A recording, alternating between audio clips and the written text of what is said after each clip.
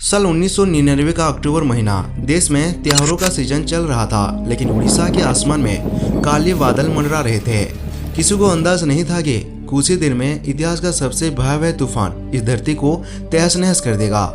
29 अक्टूबर को एक तूफान उड़ीसा के कोस्टल से टकराया, लेकिन ये कोई नॉर्मल तूफान नहीं था। ये था एक सुपर साइक्लोन यानी महाचक्रवात। इसकी ताकत, इसकी रफ्तार और इसकी तबाही ने सब कुछ बदल दिया। 25 अक्टूबर 1999 बंगाल की खाड़ी के बीच में एक कम प्रेशर का एक छोटा सा एरिया क्रिएट हुआ। मौसम विभाग के लिए ये एक ट्रॉपिकल डिप्रेशन बन गया था, लेकिन समुद्र की गर्म सरफेस और एटमॉस्फेरिक परिस्थितियों ने इसे कुछ ही घंटों में एक सेफर साइक्लोन में बदल दिया। 26 अक्टूबर को ये एक वेरी सॉफ्ट साइक्लोन स्टॉर्म बन चुका था और फिर 28 अक्टूबर तक एक कैटेगरी 5 का सुपर साइक्लोन बन गया, यानी सबसे खतरनाक क्लास का तूफान। अगर आपको साइक्लोन कैटेगरी के बारे में नहीं पता तो मैं बता दूं कि साइक्लोन की 5 कैटेगरी होता है, जिसमें 5 नंबर कैटेगरी को ज्यादा खतरनाक माना जाता है। इस साइक्लोन का एवरेज हवा की गति 260 से 270 किलोमीटर प्रति घंटे तक पहुंच गए। कुछ एरियो में तो 300 किलोमीटर घंटे से भी अधिक रिकॉर्ड किए गए थे। समुद्र की लहरें 6 से 9 मीटर तक उठने लगी। 29 अक्टूबर की दोपहर 10:30 के आसपास सुपर साइक्लोन ने पारादीप के पास जमीन से टकराया। उड़ीसा के कोस्टल डिस्ट्रिक्ट खासकर जगतसिंहपुर, केंद्रापड़ा, कटक, बालेश्वर, पुरी और गंजा में मौत का नांगा नाच शुरू हो गया। हवा इतनी तेज थी कि बिजली के खंभे, पेड़, पक्के मकान तक उखड़ने लगे, जैसे पूरी प्रकृति गुस्से में हो। कोई गांव पूरी तरह से पानी में बह गए। लोग अपने घरों के छतों पर, पेड़ों पर या स्कूलों में छुपने के लिए मजबूर थे, लेकिन कईयों को छुपने के लिए समय ही नहीं मिला और उन्होंने अपनी जान गंवा दी। सबसे डरावनी बात यह था कि साइक्लोन एक रात नहीं बल्कि लगातार 36 घंटों तक चलता रहा। हवाओं के बाद आई भारी बारिश और बाढ़, जिसने हालात को और बदतर बना दिया।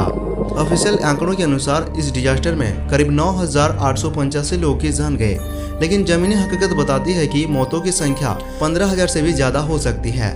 करीब 2 करोड़ लोग अफेक्टेड हुए और 10 लाख से अधिक घर पूरी तरह से तबाह हो गए। कई इलाकों में लाशों हफ्तों तक सड़ती रही, क्योंकि उन तक पहुँचना और उन्हें निकालना नामुमकिन हो गया था। खेत, घर सब पानी में बह गया। जगह जगह भूख, प्यास, बीमारी, डर का माहौल था। पीने का पानी भी नहीं था। अस्पताल ध्वस्त हो चुके थे। राहत दलों को कई जगह हेलीकॉप्टर से भोजन गिराना पड़ा। 1999 में इंटरनेट का यूज बहुत कम था। मोबाइल नेटवर्क लगभग नहीं के बराबर था और रेडियो न्यूज भी तूफान की वजह से ठप हो गया था। और उस समय की टेक्नोलॉजी और कम्युनिकेशन सिस्टम इतनी मजबूत नहीं था कि लोगों को समय पर सतर्क किया जा सके। इसीलिए अलर्ट सही समय पर ज्यादातर लोगों तक नहीं पहुंच पाए।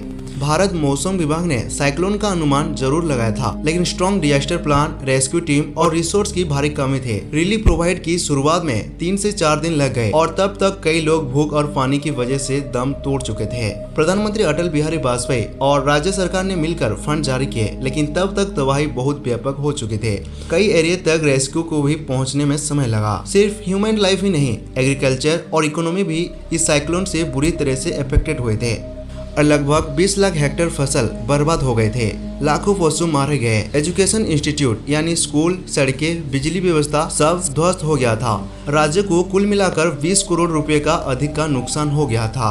पर्यावरण की दृष्टि से भी ये साइक्लोन विनाशकारी था। समुद्र का कोस्टल एरिया का मैंग्रोव फॉरेस्ट, बायोडाइवर्सिटी और पारादीप पोर्ट की स्ट्रक्चर भी तबाह हो गए, लेकिन इस अंधेरे में भी उम्मीद की रोशनी थे। लाखों लोगों ने एकजुट होकर रिलीफ कैंप में भाग लिया।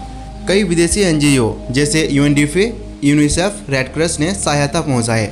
सुपर साइक्लोन के बाद उड़ीसा सरकार ने कई ठोस कदम उठाए, जैसे 1000 से ज्यादा साइक्लोन शेल्टर बनाया, डिजास्टर अलर्ट सिस्टम इम्प्रूव और कोस्टल एरिया के लोगों को ट्रेन करना।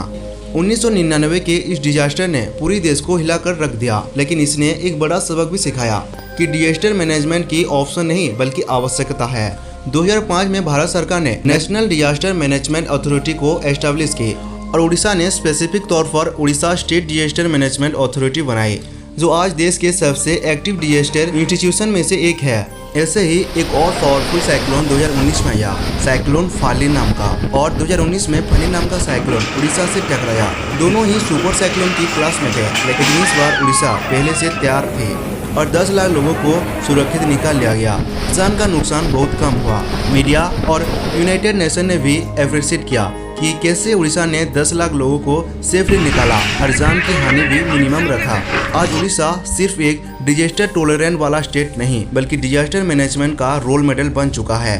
1999 का सुपर साइक्लोन हमें याद दिलाता है कि प्रकृति जब क्रोधित होती है तो इंसान बहुत छोटा पड़ जाता है, लेकिन तैयारी, यूनिटी और टेक्नोलॉजी से हम किसी भी संकट का सामना कर सकते हैं। अगर आपको ये वीडियो अच्छा लगा तो वीडियो को लाइक, शेयर और चैनल को सब्सक्राइब करें और कमेंट में बताएं क्या आपके परिवार ने भी इस तूफान को झेला है।